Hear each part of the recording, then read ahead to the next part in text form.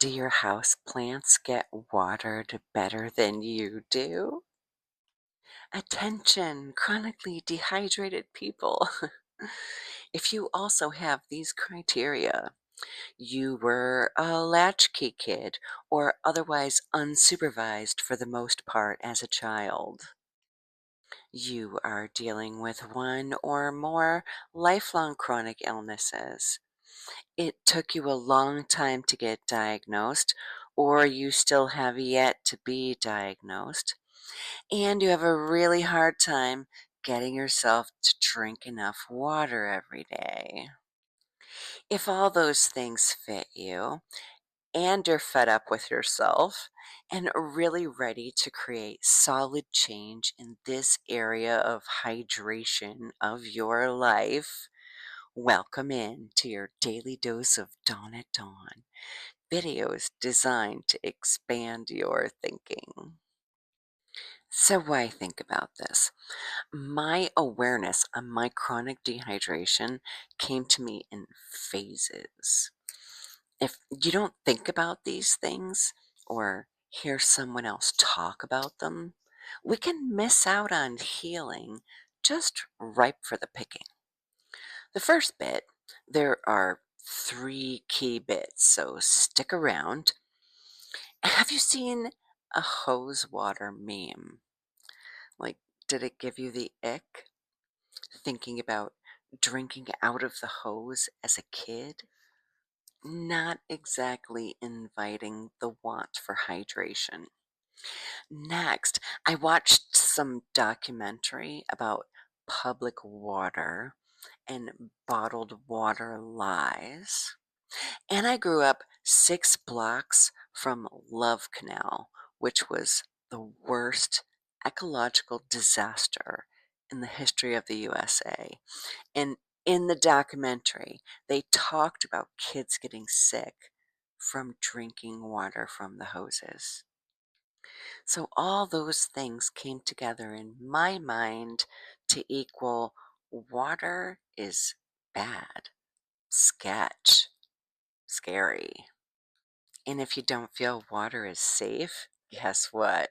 You're a lot less likely to consume it. All right, I'm not going to get into filters or bottles or any of that stuff. Those are personal decisions that you need to make for yourself.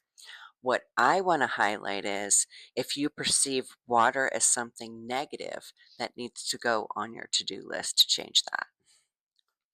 In 2025, I almost died of sepsis, and it highlighted just how chronically dehydrated I was.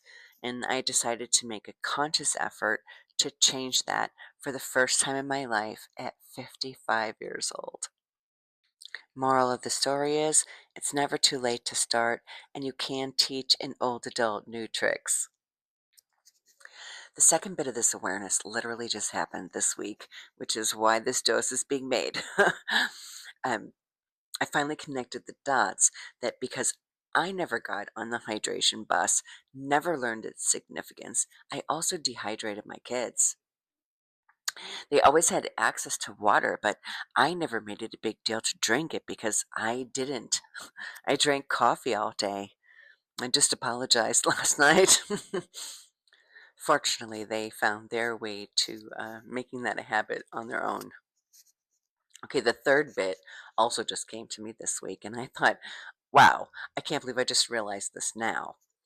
When I would go to the doctor complaining about my sleepiness, like for 11 years, they would tell me to drink more water.